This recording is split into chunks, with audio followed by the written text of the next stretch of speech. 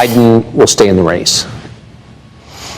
Look, I watch him just like you do, and I think it's almost inappropriate for me to say it, but I deal with other people. I don't see how it's possible. And it's not an age thing. You know, they like to say, I have friends that are 88, 89, 92. Bernie Marcus, Home Depot, is 95. Smart as hell. He's sharp as he was. I mean, he's, you know, mentally, Bernie Marcus, Home Depot, founder of Home Depot, one of the founders. I mean, I had a meeting with him a few months ago. He was 100%. I know people that built their fortunes from 80 to 90. They were always struggling, and they made a fortune from 80 to 90. A couple of people in particular. It's amazing. He's not too old. You know, his age. I think they do the age thing because I'm 4 or 5 years behind. They say this is a way of getting Trump. Let's grow him up. But there's something wrong.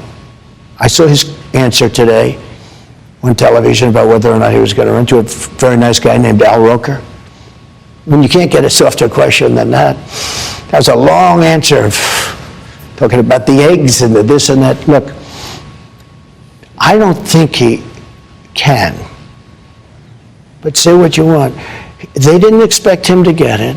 Yeah. I mean, people could say he won an election. You know, it always goes, I got the most votes of any person, any sitting president in history. I was told if I got 15 million less, I couldn't lose. They're surrounded by vicious, smart people, radical left people. But they're very smart and they're very vicious.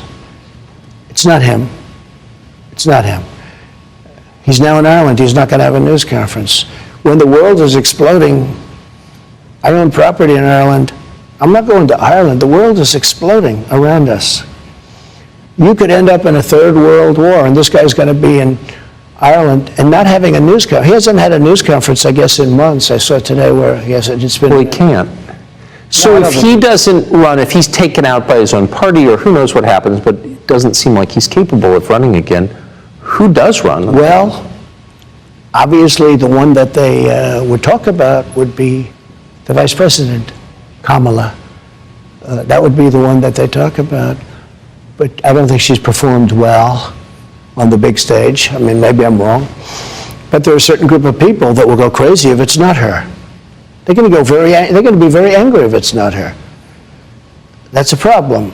You have a very ambitious guy in California, but he's done a terrible job with the state. I used to get along great with him, you know, when I was president. I got along really good. Gavin. Good evening and welcome to Tucker Carlson Tonight. Imagine being a historian 100 years from now trying to figure out what happened here.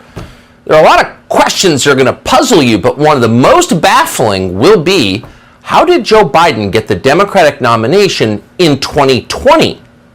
2020 was the year, you will remember, when we learned that white people are bad and systemic racism is responsible for everything that has gone wrong in the world. And yet, 2020 was also the year the Democrats nominated, by their free choice, an elderly white man from a slave state who'd once eulogized a Klan recruiter. So the anti-white party picked the white guy. How did that happen? Well, it's pretty simple. Democrats care about power, and power derives from winning. When you lose, you don't have power. And Bernie Sanders couldn't win. Sanders terrified the donor class. So Democrats went with Joe Biden, who loves the donor class and is loved by them. And from a fundraising perspective, that turned out to be a wise choice. By the end of that cycle, Democrats had spent a total of $8.4 billion. That includes $400 million just from Mark Zuckerberg. And that total does not even include the tens of billions in free media coverage, as slick and dishonest as any paid ad, but that, unlike paid ads, is not regulated by campaign finance law. So if you add all of that up, the Democratic Party dropped more in that presidential year than the entire annual GDP of most African countries, all to dislodge Donald Trump from the White House. Nothing like that has ever happened. Can they do it again? That's the question before us, and it's a tougher question this round. 2.5 years ago, many voters could tell themselves that Joe Biden might unite the country. Some mistook his dementia for moderation, but no one can make that mistake now. With the American economy in decline and the rest of the world in obvious chaos, Biden's going to have to come up with a whole new set of lies in order to keep his job, and that's not an easy thing. And that may explain why, as of mid-April 2023, where we are now, Joe Biden still has not formally announced his re-election campaign. He was asked about it this morning on NBC. Here he is, sounding less than all in. Are you saying that you would be taking part in our upcoming election in 2024? Well, I'll either be rolling an egg or being the guy who's pushing them out. Come on, help a brother out. Make some news for me. No. I plan on running out, but we're not prepared to announce it yet. He can barely speak the words. We're not prepared to announce it yet, he says with his eyes closed. Well, why aren't they announcing it? Well, you know why. He's going to be 82 by the next inauguration, and no one really other than his wife thinks that's a good idea, because it's not. So where does that leave Democrats? Hi folks, it's Tisha Paul. Go ahead and hit that free like and that free subscribe button. And don't forget to check out the tag products at Neiman Marcus. They are gorgeous, they're spectacular. And it's so good to be here on Friday. So we just saw a segment, a portion of Fox News when Tucker Carlson was on Fox News. So we put it together, 2 5-second clips, 2-minute clips each, or 2.5-minute clip each.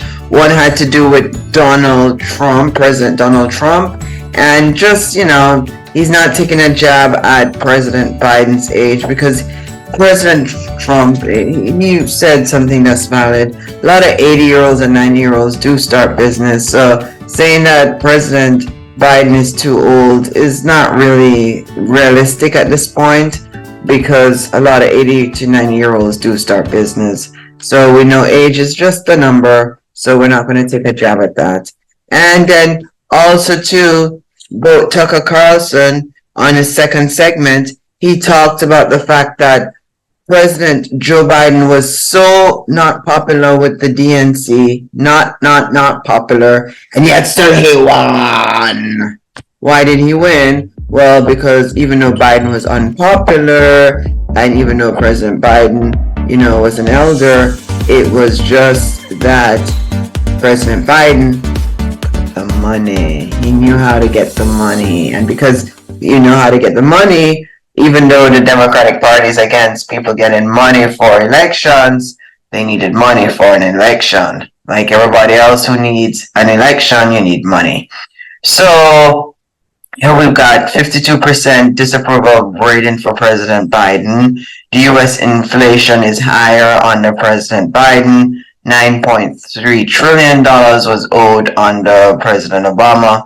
Today we owe $32 or $33 trillion. $27.8 trillion under Biden. Biden alone was $3.7 trillion. I mean, these are big numbers. It's not like one stack of $100 bill here. We're talking trillions of dollars. These are like buildings. These are like corporations. That's what we owe. I mean, we are running America like it's Apple, except there is no profit. So why are we doing that? I don't know. Except that our government is just getting bigger and bigger, and it's exploding. The Inflation Reduction Act does not save us $159,000, even though President Joe Biden said it does. It does not save the American population $159,000. In fact, personally, I know people on medicine for $1,600 a month, and they have to go to get it in Canada for $250 per month.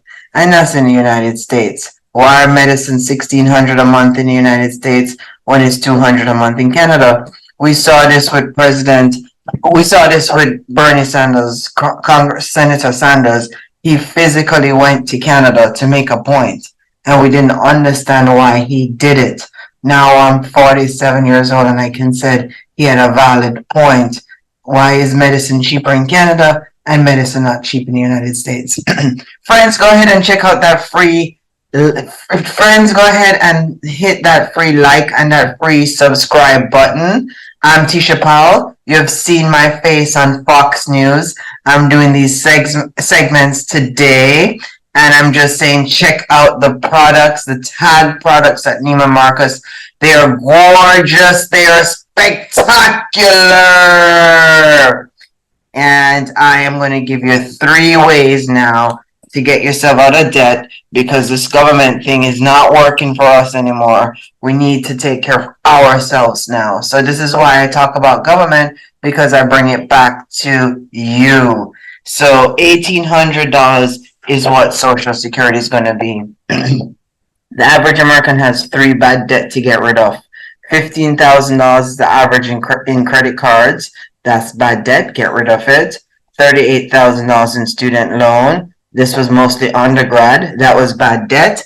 And we're going to see what President Biden is going to do about the student loan thing, because this $38,000 in student loan is bad debt and you have to pay it down and get rid of it. And then $32,000 in car loan. That's also bad debt and you need to get rid of it. Okay? So you need no bad debt. Good debt, you only have 2 good debt or 3 good debt. Debt that you take on to go to grad school, that's good debt. Debt that you take on to buy a home, that is good debt, because it's a mortgage, and a home is an asset. Debt you take on to start a business, that's good debt as well. Nothing else is good debt, okay? Credit cards, bad debt. So I am different from Dave Ramsey, who think you should get rid of all your debt. I think you should get rid of all your bad debt, and you should manage or reduce your good debt. But don't get rid of all your debt, because we're in America and you need a little debt there and there. So why not just keep it going? So 3 ways now you could get out of debt. Number 1, you start a second business online, passive income. Think about Shopify, Amazon, Airbnb, YouTube, Facebook, TikTok.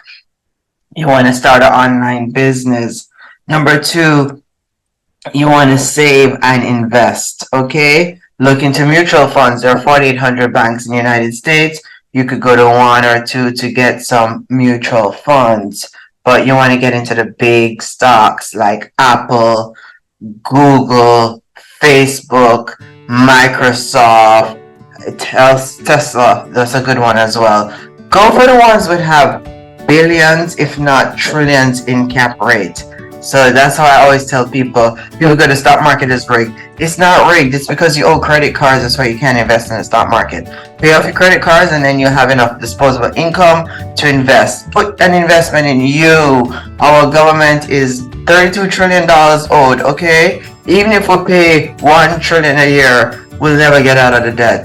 Even if we pay $3 trillion per year, we're never going to get out. We don't even have $3 trillion to pay. So we're never going to get out of debt. Get that in our heads. It's time for us to get out of debt, and to do so are 3 ways. Start a second business on the internet, passive income, invest, and save.